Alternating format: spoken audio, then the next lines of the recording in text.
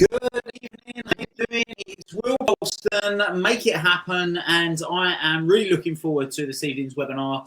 And we are going to be going through with you guys on three steps that you can take to change your life, which is a nice bold claim, using neuro-linguistic programming with my good friend and business partner, Stephen Doran. So first things first, before we get the full introductions underway and get talking about what we're going to be talking about this evening, I'd just like everybody to confirm that you can hear me okay by typing in the general chat box. So normally we're doing this in the Elite Network community. We're not going to do that this evening, and we are going to use the chat box. We're just going to experiment using this tonight and see how we get on, see if it's easier for people and easier for us to be able to monitor comments. So it looks like from the comments that most of us can hear us. So hi guys, great to have you online and joining us this evening. All good, all good. So just to give you guys a bit of back content, really, a bit of backstory as to how I came across the infamous Stephen Doran. Is a bit of a story to it. So I got really into watching this TV program a couple of years ago. It was a program on the BBC. You two might have been watching it. And it was a special forces program with a group of guys that every week, but I know they wasn't doing every week, they filmed it over a period of days. But every week they aired this show, and it was with another nation's special forces. So it was like the Navy SEALs, the SAS, all the different special forces. And it was quite a good program. I quite enjoyed it. It was quite good fun to watch. And one particular day, my girlfriend at the time forgot her car keys. I was had to go through the living room to open the front door to let her in. And at that moment that happened, I walked through the living room and it came up with this guy, Stephen Doran, Live Daily, and it went into showing what he does. And basically he was operating as a life coach and he was an NLP trainer. And I was like, this guy seems really interesting. So as you do, started following him on social media, saw more and more and more of what he did, and sent him a few emails, and eventually went along to one of his events and then did NLP training with him, and then did master practitioner training with him. And then since then, we've merged companies, and I'm pleased to say, like I say, he's not only a great friend, but a business partner as well. So it's interesting how strange things can happen. A part of me thinks sometimes, thank God for my ex-girlfriend leaving her keys that day, because otherwise I would have been in the kitchen and I would have never seen what he does via the program. But anyway, that's a little bit of backstory. So without further ado, I'm going to be introducing you to Stephen Doran. So to give you a bit of context to Stephen, he's an NLP trainer, so neuro-linguistic programming trainer. He's the author of Burn the Bullshit, a #1 best social psychology. It is a very, very, very good book. It's quite it's a toolkit, really. It's not just a book that you read, it's a toolkit. It's something that you apply. He's done more personal development than most people I know, not only on himself, but in training that he's been able to use with other people, and works with a whole host of different people, from billionaires to athletes to celebrities. There's a whole host of different people. So I'm really honored to be able to bring him via the wonderful internet for you guys this evening, and be able to share his wisdom on 3 principles of neuro-linguistic programming that you can use straight away to start to change your life. So over to you, Steve. Will, thank you very much. I can't thank you enough for such a kind introduction. If you don't mind, maybe I could bring you everywhere to every speaking engagement that I ever do, and just get you to say exactly what you just said again and again and again, because I think you sum it up better than I can. Oh, you definitely make me sound better than I can get away with. So that's great. Thanks, Will. Yeah, I'm excited. I'm feeling very, very excited. Also a little bit challenged today. Challenged for a couple of reasons. One, because it's my first ever webinar. I'm actually a virgin. Didn't know if you knew that prior to this, Will. I'm also challenged because generally the shortest training that I ever run is a 1-day interactive workshop where I've got a lot of time to immerse and run through content. What I've done today is pull out what I think are some key critical strategies and techniques that you can take and apply straight away to affect massive change. So I'm very grateful, first and foremost, for obviously Will for inviting me on, and to you guys for committing on this Tuesday evening to yourself, and also trusting me with your time. because I do genuinely believe that time's the most valuable commodity that we have. And you've entrusted me with this hour of your life, and I intend to make sure that I deliver massive value. I'm going to give you a run through of 3 steps. Also going to give you a little bit of homework, but you can rebrand that if you want, if you don't like the term homework. Also some things that you can take away and implement straight away, because I think it's good and well to jump on a webinar, to go to a training, but if you don't take something away and apply it straight away and take action, then of course you're well, it's just entertainment. It's like going to watch a film. We can get all motivated and do nothing. It's not necessarily going to be as beneficial as it is if we, and the same as those who've read my book will know, there's actions, there's activities throughout the book to make you engage, to make you take action, to make you step forward. So Will, thanks very much for the intro, and I'm more than happy to take it from here. I'll leave you to it. I'll be here in the background, but yeah, cool, all yours. Thank you, Will. So, hello guys, if you've got any questions, by all means pop up in the chat. I'll make every effort to answer those questions as I go along. I do generally like to do an interactive workshop. I do generally embrace questions if it's relevant, of course. One of the things that I've noticed when I go to different trainings is I find it difficult when I attend trainings and a trainer doesn't give me an opportunity to question the content or to speak about something I'm not quite sure about, to ask for clarification. So if I'm losing you at any point, just jump in and ask me to do that by all means. I know I also speak very fast, so perhaps record it and play it back in slow time, who knows. So I'm going to open up with a joke, and I did warn Will about this. I'm going to open up with a joke, and the joke is this. So by the way, those that don't know me, you will get used to my sense of humor, hopefully. The joke is this: how many psychiatrists does it take to change a light bulb? How many psychiatrists does it take to change a light bulb? The answer is 1, but it takes a very long time, it's very expensive, and the light bulb has to want to change. So some of you might not be laughing. Luckily for me, I'll never know. But what the joke does iterate is quite an important point, and that point is that we can spend a very, very long time building up to making a change, when actually I believe that you can make a change like that with the right tools, with the right technique. What generally takes a long time is getting yourself to a place where you're ready to make the change. The change or even the decision to make that change takes a split second. So some of the tools and techniques we're going to be looking at will be to get you to a place where you're ready to make that change. So let's move in to these slides. 3 steps to change your life. So it's a big statement. I'm gonna change your life. And I plan to back that up using NLP. Some of you will know what NLP is. Some of you will be here because you probably possibly not heard of NLP and you're wondering what NLP is. I'm going to try and accommodate all of you so that you can all take away value. So I'm going to give you a brief synopsis of NLP as well as delivering these techniques. But first and foremost, of course, an introduction to myself. This photo was clearly taken on a very, very cold day. My name is Stephen Doran. I am, as Will pointed out, a neuro-linguistic programming trainer. Will's attended my master practitioner course, and look at him now. So there's a testament to my work, you could say. Also, #1 best-selling author of Burn the Bullshit. If you haven't already got a copy or read a copy, then at the end of this webinar, I will share with you how you can get hold of a free signed copy of the book. I'd love you to read it. It's more important to me that you read it, feel the change, share the change, than it is for me to try and profit from it. So if you stay till the end, I'll tell you how to obtain a free copy of that book.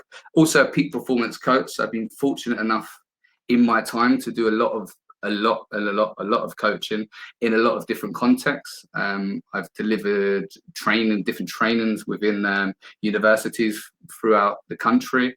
I've also had the opportunity to coach different celebrities, different athletes, as Will mentioned, and some really high-flying entrepreneurs, but also do a lot of work in the community, working with young offenders. So working all across the spectrum, because what I find is, although the environment and the situations change, the challenges generally are the same, because they often tend to come from us. So the solution, again, often lies within us and is often very transferable. So I've had the fortune to work as a peak performance coach with some fantastic people, and still do so through Make It Happen, and an award-winning speaker.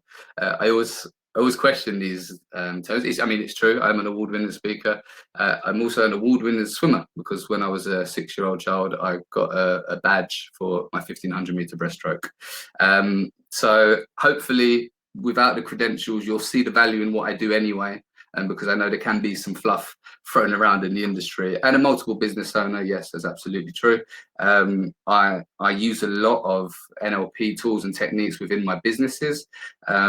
Great thing about NLP is it's transferable. You can use it within your personal life. You can use it within your professional life. And I'll be talking to you about that as we go on. I'll also talk to you a bit later about a one-day workshop that we're running. So it'll be a great opportunity to meet you in person, to connect, to run for more depth some of these tools and techniques. But first, let's talk about these steps, because that's why you're here, right? So what are the steps? The steps are as follows. Step number 1, focus. So we're going to look in a moment, after we speak about NLP, we're going to look at how you can use your focus to get better change, to change your life, should I say, to change your life for the better. And secondly, we're going to look at your physiology, what you can do with your physiology. So I'm going to give you some hacks. Years ago, you might have called them a tip. In my day, you would have called them a tip, but now we call them hacks. I'm going to give you a few hacks for your physiology, so how you can get better physiology to create better results in a very short space of time. And then we're going to look at language. Obviously, NLP it covers a massive amount of language, so I'm just going to scratch the surface on some of the language stuff that you can take away, and give you some things you can take away and apply straight away. So hopefully you're following me, you're still with me. I see there's a very healthy amount of people in there. I hope you're all enjoying it. So far, what will I get out of this? So if you're sitting in a webinar, you might be asking yourself that question, well, why am I sitting in this webinar? What am I going to get out of it? Thank you very much, Terry. All good so far, he said. Thank you very much indeed. So the first thing that I hope that you should get out of this is better emotional states. Better emotional states. And in NLP, we talk a lot about states. And I'm a big fan of the Tony Robbins quote, which is that the quality of your life is the quality of your emotion. And what's meant by that is your life is as good as you feel it is at that time, regardless of all of the extraneous variables. So regardless of what's going on in your environment. So you could have billions and billions and billions of pounds, but if you're sad and you're having a really shit day, forgive me for swearing, those that have picked up on the title of my book will know that occasionally these things might pop out of my mouth. I hope you can see past that. But if you're having, let's say, a bit of an off day, if you're having a bit of an off day, regardless of what your financial situation is, regardless of what's going on around you, at that point, your life doesn't feel that great. Equally, you could be in a terrible environment, but be laughing your head off. The Special Forces training or selection process that I did with the BBC is a perfect example of that. Being in some of the most cruel and difficult, challenging environments, but finding some laughter in there and having fun, then the quality of my life at that point was good because I was happy. So the quality of your life is the quality of your emotion. What we're really looking to do is work out how we can experience a better quality of emotion day to day.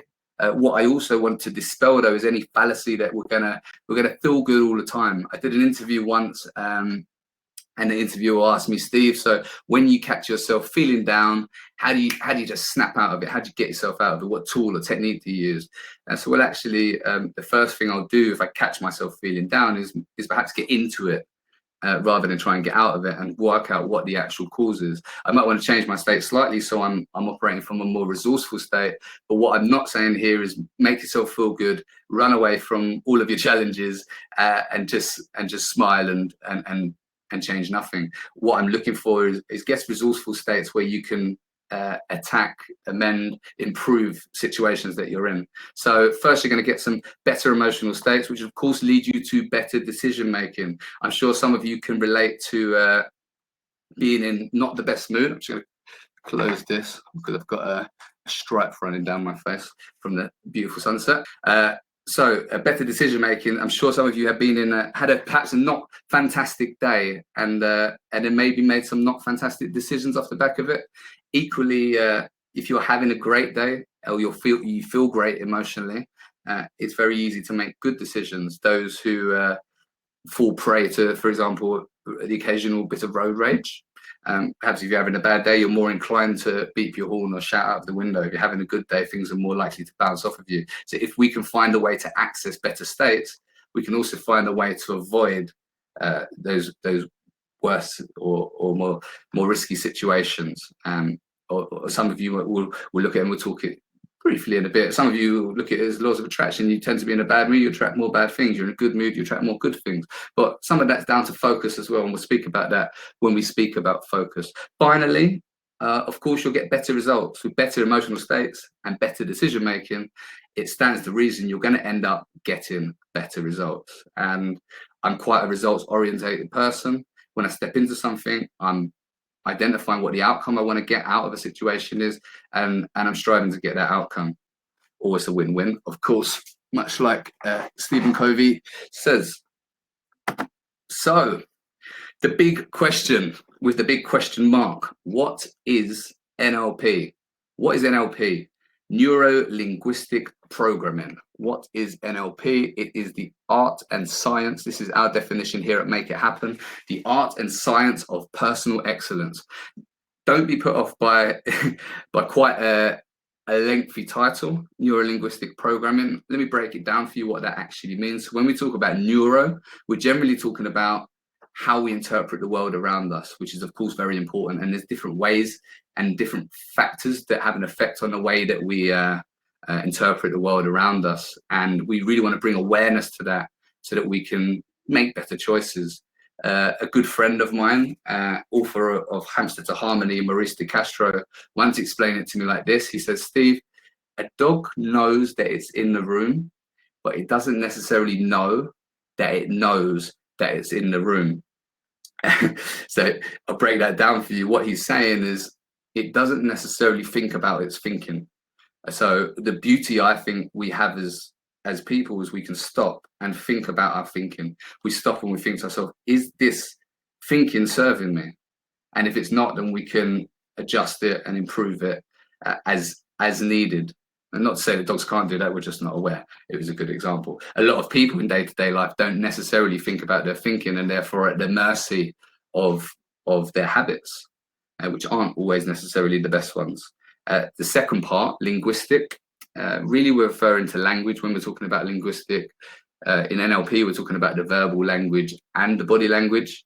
Of course, a lot of communication is more than just the words themselves. We're going to speak in a little bit about the words themselves when we talk about the power of language, step 3. And the final part is programming. So this is a word that can be a bit marmite for some people.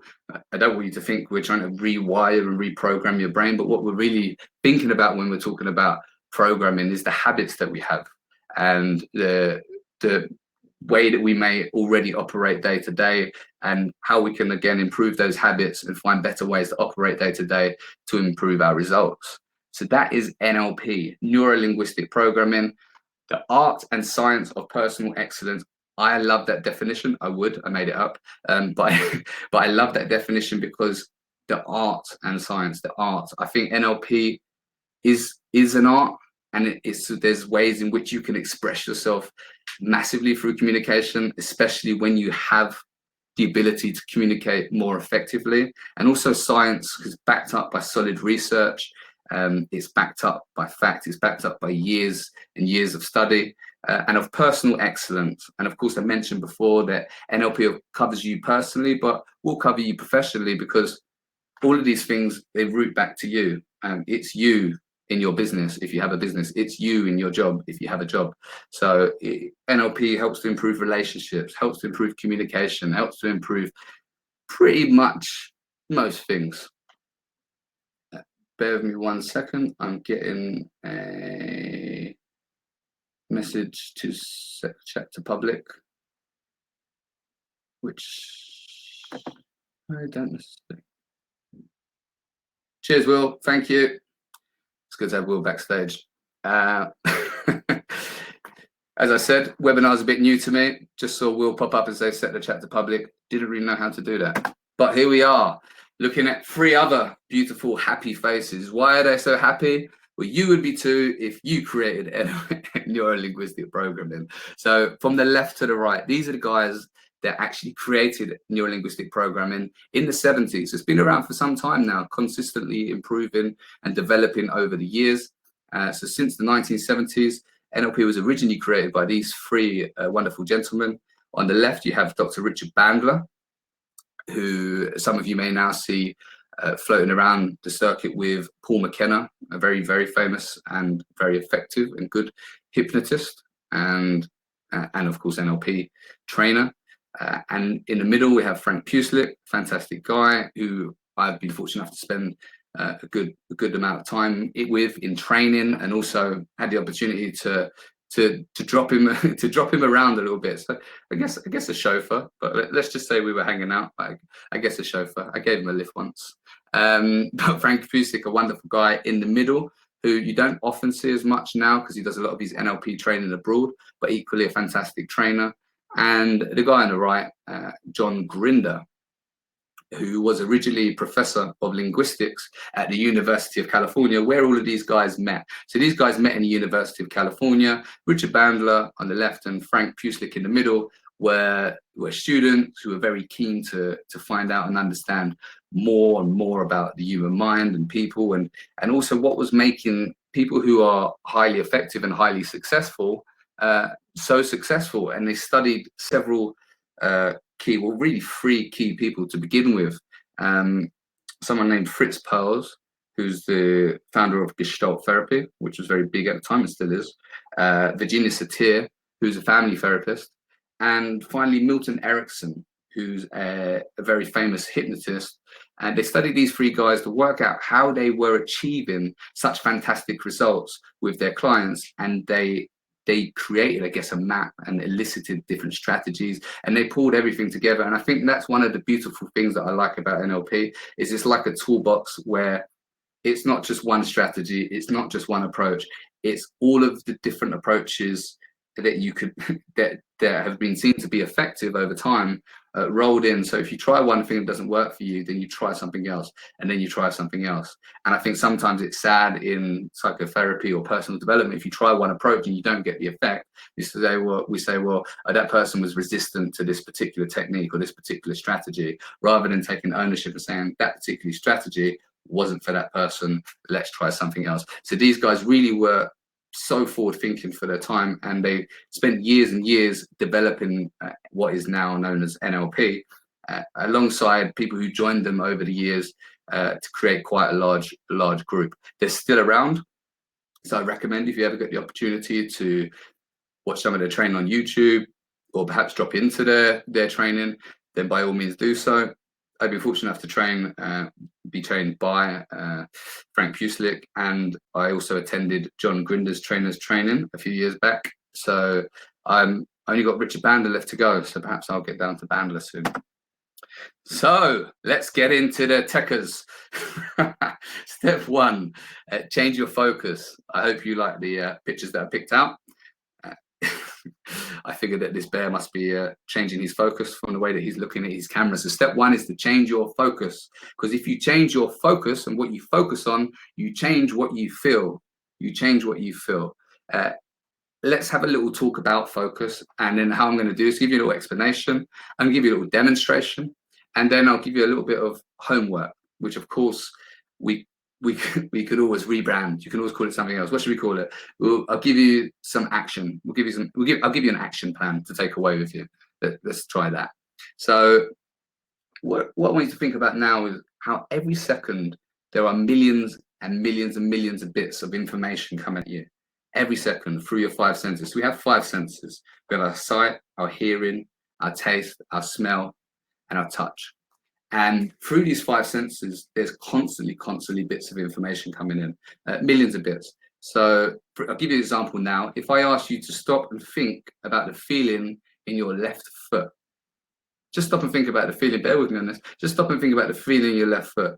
So whether you've got shoes on, you can feel the shoe on your foot, or thank you, Jim, he likes the picture, or whether you can feel the floor on your foot. I want you can tune into that. And the point I'm trying to make here is you've got millions of bits of information on, but loads of it's going to miss until we turn our focus to it and tune into it. In fact, there's a guy named George Miller who came up with a theory in the 1950s called chunking. And what George Miller says or tells us is that we can only entertain 7 plus or minus 2 bits of information in our working memory at any one time. So we can only entertain 7 plus or minus 2 bits of information. And when you think you've got millions of bits of information coming at you every moment, but we're only really getting 7 plus or minus 2 that we're conscious. Hello from Germany, Arnold. That we're consciously aware of. That's a lot of information that we're missing out on, and the difference that makes the difference. And I hope you guys have got a pen and paper, because like I said, there's some actions to take away. If you haven't, now's the time to quickly grab a pen and paper. And if you have, then perhaps write this down. What is the difference that makes the difference? So this is a question that we ask ourselves a lot in NLP, the difference that makes the difference. And I think the difference that makes the difference with focus in top performers to those who don't perform as well is what we choose to focus on, And so one of the things we do in NLP is start bringing an awareness to what's influencing our focus and what we're focusing on. So I'm going to do a little demonstration or exercise with you now. Okay, Michelle, yeah, thank you for jumping in. So explain the plus or minus 2. So the George Miller's theory, so let's say 5 to 9, because I think it's an easier way to explain it. What George Miller says, we can only think about 5 to 9 bits of information at any one time. So at this particular point, I'm tuned into the webinar. I can hear what I'm saying. I can see the screen. So I'm focusing on these bits of information. What I'm blocking out or deleting, as we call it, from my awareness at the moment is any background noise that's not relevant, perhaps the temperature of the room, perhaps the feeling of the chair. I can turn my focus to it, but it's obviously going to turn me away. In this specific instance, it's going to turn me away from what it is that I'm hoping to achieve. In this specific instance, these things that I'm focusing on make perfect sense. The challenge comes when we start to focus on things that are not beneficial for us, or we miss out on things that could be. So let me give you a little exercise. In fact, this exercise is perfect to help to explain that theory of chunking and how much information we can take in despite how much information we've got around us. So what I'd like you to do now, wherever you are, I want you to get involved, and I want you to, just for the next 10 to 20 seconds, have a look around the room that you're in. And while you're looking around, thank you, literally. While you're looking around the room, I'd like you to notice anything you can that is red. So have a look at the room that you're in, and I want you to pick out and notice, and I'm doing it at the same time, and I've done it many times, but I still find it fascinating, as many things as you can that are red. So I want you to keep going for another 10, 20 seconds, because I'm going to ask you in a minute to remember these. I want you to pick out as many things as you can that are red. So we're focusing now on red. We're looking for red in the room that you're in. How many different items can you find that are red? Go.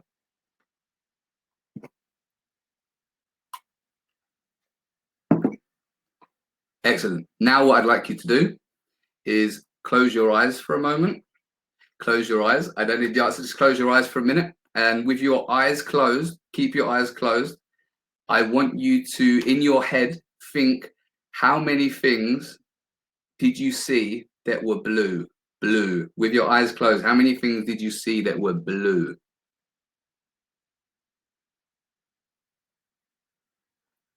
Now open your eyes and have a look around, and let's see how many things you can see that were blue.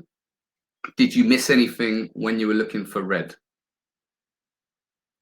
And this is where I'd imagine, if you're the same as me, that when you did this, you close your eyes, you can remember all of the things that are red. Maybe even you did something which we call in NLP distortion. Maybe you even saw something that wasn't quite red, but so that you could have another red thing, you made it red. Maybe it was a shade of brown or otherwise, but to fit, and we call this distortion, to fit your belief or your goal, you made something red.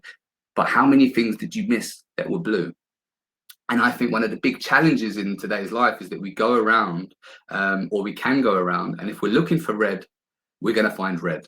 And obviously I'm speaking in metaphor now, but if we're having a bad day and we believe the world's against us, we're going to focus on and find things that support that belief that the day is bad and the world is against us. Of course, this happens naturally, but the goal of NLP is to get that awareness now, to start thinking about our thinking, start realizing that this is what we're doing, to be able to step out of it Do you remember anything blue? Yeah, exactly. The goal of NLP is to step out of it, start thinking about our thinking, and start going, oh, actually, I'm looking for red, so of course I'm finding red. So I hope that demonstration help to emphasize and to demonstrate that point. I find it's always better to give you an opportunity to see these things for yourself. And let me explain to you why that happens, why that actually happens. There's something in the brain which is about the size of the end of your little finger, and it's called your reticular activating system, or your RAS. Let's call it your RAS, it's simpler. And your RAS is what's responsible for your focus and what you focus on and where your focus goes. And those who know the saying, where focus goes, energy flows. So that's reticular activating system is what's responsible for that. It's the reticular activating system that will make you notice things that you never used to notice when they suddenly become relevant. For example, if you buy a car that you never see on the road because nobody has that car, you buy a pink Mini because you never see a pink Mini, but the moment you drive that Mini off the forecourt, suddenly you start seeing pink Minis everywhere.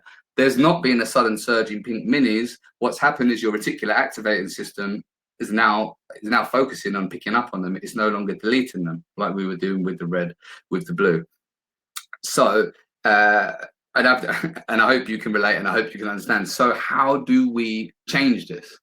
And I'm very much a how man. I like the why, but I think you don't always have to study the root when you can pick the fruit. So I want to give you things, as I promised. My first big promise was to give you things you can take away and implement straight away. So how can you change this? Well, I'll give you an exercise or techniques.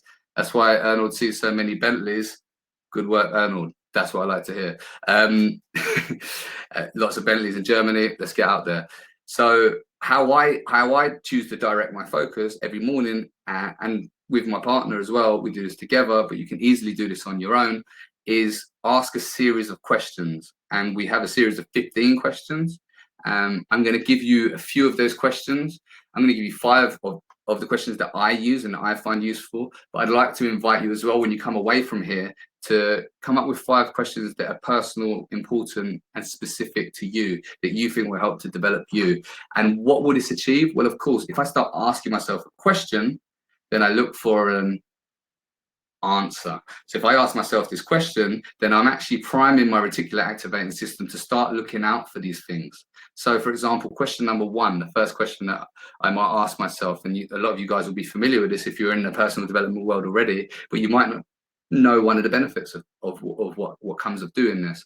What am I grateful for? So I actually do 10 things that I'm grateful for, but what am I grateful for? And of course, this is turning our focus to gratitude. This is taking our focus to what are we grateful for, which is making us feel grateful. But also, importantly, and this is the bit that I think is really important, when you do these things at the beginning of the day, for the rest of the day, you're continually going around and you're unconsciously looking for things to be grateful for. Okay, we're looking for blue, to use the example from earlier. So another question that I might ask myself is, what am I excited about today? What am I excited about? And if I can't think of it straight away, what can I be excited about today? What am I excited about today? And that's going to help me to focus on things that I feel excited about, or look for things to be excited about. What do I want to achieve? This is coming down to beginning with the end in mind. And then I'm unconsciously, I'm saying to my reticular activating system, this is what I want to achieve today. Please look for opportunities for me while I'm doing whatever I'm doing. Please look for opportunities today that can help me achieve this outcome at the end of the day. Another question I ask myself is, what makes me feel happy? What makes me feel happy? What puts a smile on my face? What makes me feel happy? So that I'm out there just looking for things that make me feel happy. I'm looking for blue. What am I? It's a very blue presentation, just coincidence I used the color blue. What am I proud of? This is the final question. What am I proud of that I did yesterday? So this is a reflective question. What's something I can be proud of that I did yesterday?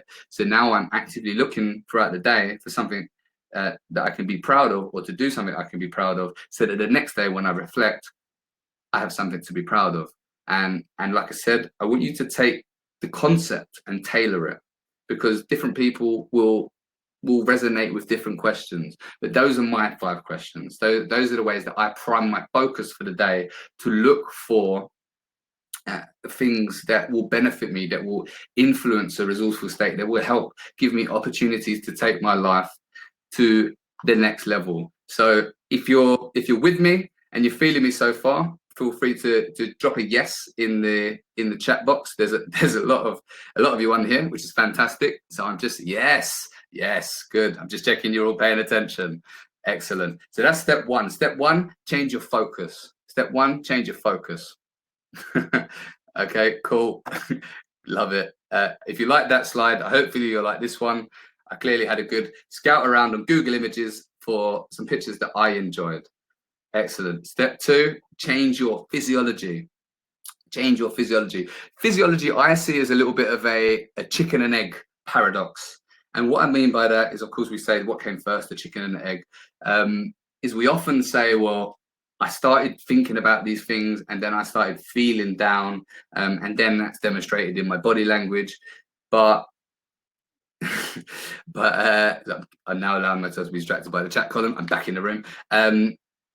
What I also believe is the opposite is true.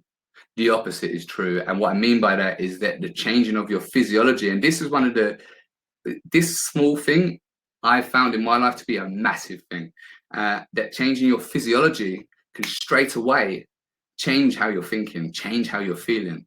And sometimes it's so much easier to just change your physiology and do things that way around than it is to start rationalizing and thinking about things, especially when you're not in an ideal physiology. So over the years, there's been a plethora of experiments, psychological, scientific experiments on this subject that have done all sorts of things in order to get people into a certain physiology and then monitor their responses. Some of the older studies were getting people to adopt certain positions with their mouth. So one was holding a pen in their mouth this way, because that obviously puts your mouth into what would be similar to a smiling position, and others holding the pen this way.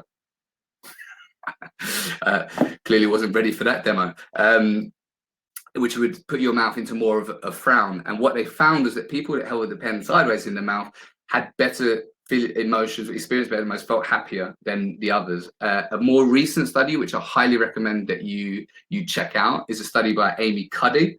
And that's available on YouTube. So that name's Amy Cuddy, and she speaks about physiology. And of course, while I'm plugging, I think you should check out my book. I've got a whole chapter on this, how to adopt the physiology of a champion. But that study by Amy Cuddy basically speaks about where they did a study where they got people to adopt power poses before going into a high stakes social environment, such as a job interview. And they got people to adopt power poses. What I like about the study is they used biochemical measurables. So they got people to adopt poses such as this, such as the Wonder Woman, where you're standing like this, big, open, powerful poses. And they measured the level of testosterone and cortisol. So testosterone is a hormone which is responsible for dominance, assertion, confidence, and cortisol, also often known as the stress hormone, is responsible or also correlated heavily to stress, so known as the stress hormone. And what they found is when people adopted open and powerful positions, naturally, without knowing why they were doing it, they just showed them a photo, asked them to adopt a position. There's a blind study in that respect. And they found that naturally their testosterone levels raised, this is in men and women, and their cortisol levels reduced, which meant their stress went down and their confidence went up. Equally, when they asked people, they show people pictures and asked them to adopt closed positions or low positions, they found the opposite. The converse was true. Their cortisol levels went up and their testosterone levels went down, which meant that they felt more stressed and less confident. So one of the things that I found very useful, without even trying to rationalize, without telling myself anything before I do that, it's just changing my physiology, adopting a physiology that will encourage my body to biochemically respond to that. So a lot of you hear the act as if, or fake it till you make it. There's some science behind that. It's not just a case of pretending. The fact is, if you adopt a certain physiology, you will start to become that physiology, because your brain and mind will begin to process as though they are that physiology. Those who are familiar with The Dog Whisperer, a TV program that was on years ago, I used to find very interesting, because this guy went out and he trained dogs. And one thing that he did once I found really interesting, he's stroking the dog. And as he was stroking the dog, it was the dog that was not confident, and he was lifting the dog's tail up unconsciously, not making the dog aware that he was doing this. And he's lifting the dog's tail up, and he was explaining the reason I'm lifting the dog's tail up is because I'm unconsciously getting him to adopt a confident physiology. I'm unconsciously getting the dog to adopt a confident physiology, which will naturally make the dog more confident. Of course, we're not dogs, but luckily this thing works for us too. So in fact, what I'd like to do now, in true Stephen Doran style, is that giving you an explanation, I'd like to give you a demonstration, because as I said before, I can tell you those things, and that's one thing, but if I show you, then I think it helps to increase your understanding, your learning, but also to give you an opportunity to experience it firsthand. So what I'd like you to do now is, and only briefly, I don't want you to stay here too long, is to adopt a physiology that you would if you were feeling down. I want you to, while you're sitting in your chair or standing, wherever you're standing, if you can stand up, even better, I'd like you to stand up, adopt a physiology that you would when you're down, and notice what happens when you're down. I think there's a lot of clues in language as well. I love language. There's a lot of clues in language that we say down, and notice when you feel down, things tend to go down, our head tends to drop down. Yeah, okay. Terry's already in that physiology, and the shoulders go down, the breathing goes down, the eyes perhaps go down. When our eyes are down, we're feeling a bit deeper, you know. And now, while you're in that down physiology, and just briefly, and then we're going to get out of this, I want you to say something to yourself that you would say to yourself if you were feeling down, or to keep yourself in this mood. Something you might say to yourself if you were in this mood. One sentence. You don't have to say it out loud, especially if there's swearing in. I want you to think of and hold on to one sentence that you might tell yourself when you're in this mood, in order to stay down, and hold on to that. And now I want you to shake that off. We don't want to stay there. Shake that off. Move about a little bit. I mean it. Shake it off. Shake it off. Have a little wiggle. Get yourself back to normality. We call it in NLP a break state. When you get back to normality, I do not want you to stay in a down physiology. I just wanted to give you an example of something. Straight away, we know, thank you, Kate. We know what somebody looks like when they're in a down physiology. We know how we do depressed. We know how we do sad. We know how to go there. We know how to go there. Equally, I'd like to now demonstrate how we go the other way, because this is more fun. So what I'd like you to do with me, and I don't care where you are, if you're in public, whatever, get over it. I want you to put your arms in the air and spread them, and your fingers and spread them. I want you to put your head up and face the ceiling, because no one can see your face when it's facing the ceiling. And whilst facing the ceiling, I'd like you to put a big smile on your face, and I want you to hold this. I want you to hold a big smile on your face, and with that smile on your face, I'd like you to repeat that exact same sentence that you just said to yourself when you're down, and notice the difference. Excellent. And now you can stay. You don't need to shake this off, because this is a good place to be. You can bring your physiology back, but by all means, keep that physiology there. And if you notice that the sentence had a different effect when your physiology was up, then just drop a yes in the comments box, so that I know that you're doing these exercises. Yes, started laughing, and that's a very, very, very common response. So when I do this in workshops, people put their hands in the air. When they go down, the whole atmosphere in the room changes. When get everybody to do down, it's quiet, it's gloomy, and straight away the mood changes in the room. When the hands go up, the face goes up, and the smile goes on, suddenly people start laughing. And you're like, hold on, what a shift. So what I'm saying here is the physiology has such a massive, profound difference. If you catch yourself doing down, doing depressed, doing unresourceful thinking, before you start trying to get out of here, just bring your body language up. So I've been known to stand in a number of public places and just stand like this, just to give myself a little boost, And then let's attack our challenges. Let's attack our challenges from a resourceful state. Let's start feeling good. So that's my number 2. So my homework for you, my action for you, is when you catch yourself, if you catch yourself at any point feeling down, or before you go into something that you need physiology for, let's say you're a public speaker and you're about to do a presentation, I want you to think about raising that chest. See that couple of millimeters there? That could be the difference between, yeah, I'm ready and I'm ready. That could be the difference between an all right speech and a confident, powerful speech. So we need to start catching your physiology and adopting a physiology that will allow you to think better. So we're step 2. We're moving on. This is going to be sad for you guys. We're moving nearer and nearer to the end. I hope you're as devastated as I am. I'm going to miss you. I'm missing you a little bit already. So the third and final step that I promised you was change your language, or change your language. So we're going to start using. There we go. They're using the power of language. There we go. Change your language. And when I'm talking about language, so this is a difficult one for me to summarize. I'm going to give you a little bit here because NLP has loads and loads and loads of stuff to do with language. There are over 20 language patterns that you learn just in one segment alone of NLP. So I'm going to try and pull a couple of nuggets that you can take and use straight away, give you a little overview of language. So the first thing that's interesting with language when communicating with other people or communicating with yourself, specifically when communicating with other people, is when we're communicating, it's not just the words that we use. In fact, Albert Moravian proposed that it is 7% the words that we use, 38% the tonality that we use, and 55% the physiology that we use. So how we say what we say. An example of tonality. I know that years ago when my mother said, Stephen, it was very different to when my mother said, Stephen. They meant two very, very, very different things. And that was said to me alone by tonality and also sometimes by her physiology as well. So when communicating, let's always think about how we say what we're saying. So in terms of what we're doing with ourselves now, I'm going to touch on, I guess, the power of, there's something in NLP called a reframe. And a reframe is when you change the meaning of something. And I think we can easily change the meaning of something just by changing the word.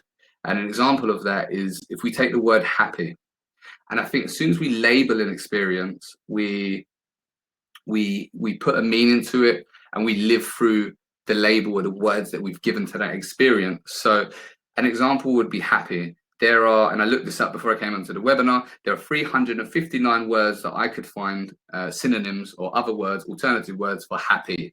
For example, delighted, joyous, pleased, ecstatic. And what I thought was interesting is that there's a difference, isn't there, between I feel pleased. Say those again. Okay, yes, I will say those again. So there's 3 things that I mentioned, apologies, were language, the words that we use, the tonality that we use them in, and physiology. So 7% of our communication is the words that we use. 38% is the tonality that we use, and 55% is the physiology that we use, how we say what we say. Excellent. So yes, going back to happy. Different words for happy can mean different things. If I say, for example, yes, I'm very pleased, it's got a different feeling to me than if I say I'm ecstatic. I'm ecstatic. And I believe that we live through the words that we have. And alternatively, conversely, that works the same way. If you say, oh, I'm devastated by what happened earlier, it's very different to saying that was quite inconvenient. And an example of this, I think Tony Robbins gives a very good example of this this particular sort of one word reframe when he speaks about being on safari and their safari car broke down. And there was a group of people in the safari car, open topped, now stuck in the middle of the safari with wild animals around, unable to move on because their car had broken down, and they were kicking off their, oh god, this is terrible, why have you done this, why didn't you check the car, blah blah blah. And all these people getting really, really upset and worked up, saying these things. And one guy turned around and said, this is rather inconvenient. And to which everybody started laughing. But what he did was reframe the situation from, this is we're going to die here, this is terrible, this is catastrophic, to this is inconvenient. And that is a very English thing to say indeed. But I catch myself trying to be more true to the terrain. That's what I say, being more true to the terrain, because I think in our culture these days, we have a tendency to exaggerate things to the nth degree. The challenge being that we then live through those words. We then live through them at the nth degree. So for example, and this is why I love language. The more words that you've got, or the more words that you've got and you use in your vocabulary to experience something, the more opportunity you have to experience more versions of that emotion. There was a study done by Loftus and Palmer in 1974, I believe, where they got subjects to watch a video of a car crash, and they got subjects to watch this video of a car crash, and afterwards they asked the subjects to estimate the speed at which the cars crashed, with one subtle difference, which was they gave a different word in the description when they asked the subjects to estimate the speed. So they asked, what speed was the car going when it smashed into the other car? Other subjects, they asked, what speed was the car going when it bumped into the other car?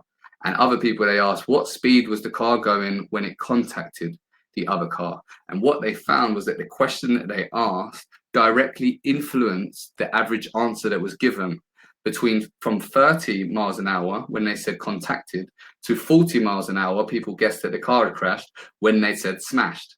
So just the language that we're using with other people can influence the way that they're interpreting what's going on, which I think, again, is a powerful point about language and how we convey what we convey. I truly believe that we live through our words.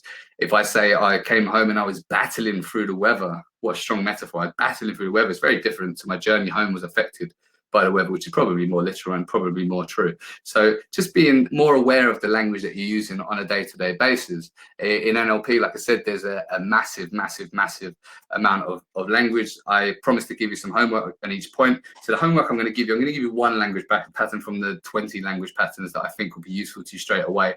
And it's called, and don't worry about the title, but it's called a modal operator. And this language pattern is the difference. We might notice a lot of time people say, I need to do something. I need to go to the gym. I need to get this work done. I need. And this is called a modal operator of necessity, saying that you need to do something. And saying I need to do something has a very, very different feeling to saying I want to do something. So when we speak about wanting to do something, it's a totally different feeling. If I say I need to go to the gym tonight, it's a very different feeling to say I want to go to the gym tonight. I choose to go to the gym tonight. I would like to go to the gym tonight, rather than I have to go to the gym tonight. An alternative example, I have to go to work today, rather than I would like to go.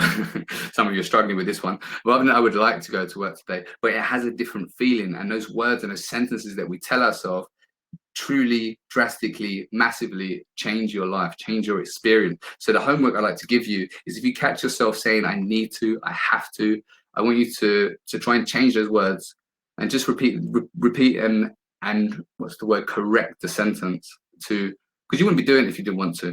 You wouldn't be doing it if you didn't want to. I want to, I choose to, I would like to, and that's the homework that I'd like to give you to take away.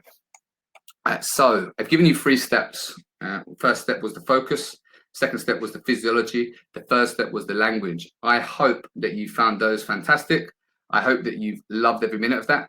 If you wish to know a little bit more, I'll share with you how an NLP journey generally works. So you're in the first stage of that journey. You've got some tools, you've got some techniques. You can go away and take them straight away. And I hope you're seeing the power of this stuff and how quickly effective it is.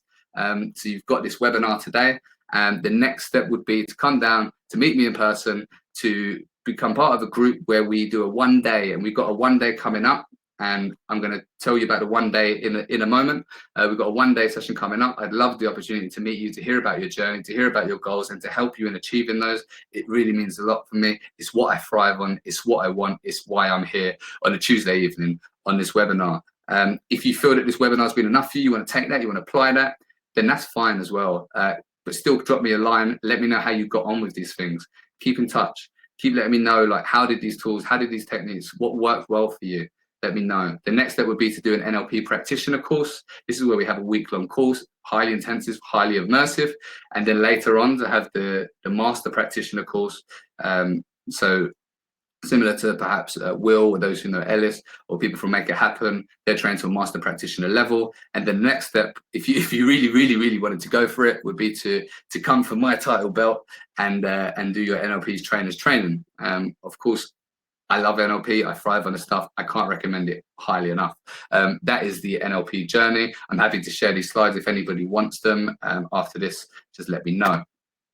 So when is this happening? We've got 2 available dates. The first date is Saturday, the 15th of September. These events are held in Chelmsford. And the second date we have available is Saturday, the 24th of November. And I will be shortly sharing a link that you can book onto. and that's at the County Hotel in Chelmsford. Fantastic venue, where we do a lot of our training, and the price is there at 197. And on that day, there's a number of things. We basically do a 7 steps. That specific workshop is about overcoming limiting beliefs. And of course, this is what my book's about. This is one of the things that I love. I think beliefs govern our life. And of course, beliefs are a massive part of NLP and what NLP deals with. And this whole workshop is geared around overcoming limiting belief, which we all experience at some point. My whole book is about burning the bullshit, or in other words, in layman's term, getting rid of the disempowering beliefs that aren't serving you. So I've created a 7-step strategy using NLP tools and techniques to overcome limiting beliefs. And I can't wait. I hope to get an opportunity to tell you more about those. But basically, we identify a blockage, we identify the belief, we ascertain what the truth is, we feel the pain of living with that belief, so we understand what taking that belief forward will do to us. And then we create a compelling vision where we want to be, where we want to go, what we want to achieve, and start to understand the beliefs that we'll have to have in order to achieve that. And then we destroy. And this is a very, very powerful, in my experience, an extremely powerful workshop. Then we destroy the obstacles that were holding us back. And then we learn to harness the power of the truth, the power of our mind, the power of what we can really achieve when we're consciously aware. And then finally, we make a plan for greatness, because as I said, I do not believe in going to trainings, workshops, or anything like that and not taking immediate, massive action to take yourself forward. You guys will be very, very pleased to know that in true personal development webinar style fashion, today we are running a special offer. So if you would like to take advantage of said special offer, and this genuinely is, in my experience, and by all means look around and see what's on offer around the circuit, this genuinely is an extremely good deal. £47 for the entire day on either Saturday or the 15th of September, or the Saturday 24th of November at the County Hotel, doing this experience, overcoming limiting belief. There's no added cost, there's nothing, even the parking's free, your workbook's free. I'm going to throw in, and this is what I mentioned at the beginning of the webinar, because we get an opportunity to meet in person, I'm going to throw in a copy of my book signed for you, because it's important for me that you take that away and read it. And of course, it's extremely relevant because it's all about overcoming limiting beliefs. So what I'm going to do now is share the link for that in the chat.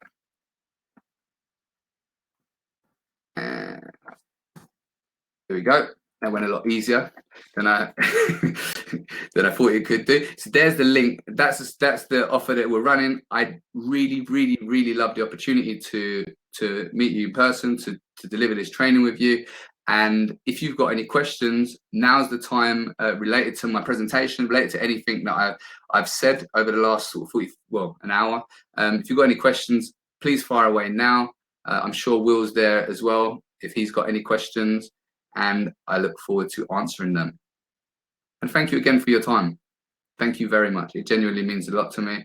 And please, please keep letting me know how you're getting on, what went well for you. It means a lot for me. It means a lot to me to get messages on social media and elsewhere that sort of share people's experiences based on the trainings and learners that they've had. So please keep doing that. Would I recommend the one-day course before the week-long NLP course? Yes, absolutely, because the value of it's so good. I would absolutely. And if you're going to commit to a week, then why not take a day and check that it's something you really want to entirely commit to. I'm hoping that this webinar is an opportunity for you to get a little taste of my personality and see if I'm the trainer for you. There's lots of trainers around. And also the one day is another opportunity to see how powerful these things are in person. So I'd absolutely recommend that you do that. Thank you for your time. Yes, thank you, Amanda, for your time. Thanks to all of you for being so kind. I really, really appreciate it. Just checking his name. Can I do any sessions up north? That's a question probably for Will, but absolutely, I'm open to the prospect of traveling up north at some point. Are they both in Chelmsford? Yes, they are both in Chelmsford. Thank you very much. It was your first webinar. Fantastic. Thank you very much, Arnold. Great feedback. Thank you all. Thank you all. I really appreciate it. Excellent.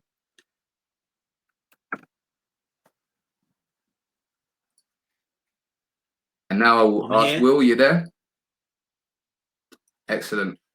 So in regards to Running One Up North, in terms of dates that we've got confirmed currently, it's the 2 in Chelmsford that we've got for this year. There may be some at some point in the future, but for 2018, it's going to be these dates down in Chelmsford. But even then, I would highly recommend that it's worth coming down to Chelmsford and benefiting from the journey down. There'll be other people from in and around the Elite Network that no doubt will be up for it. So being able to do car shares and things like that, it is well worth it. I mean, I first ever went to a one day with Stephen probably about 4 years ago now.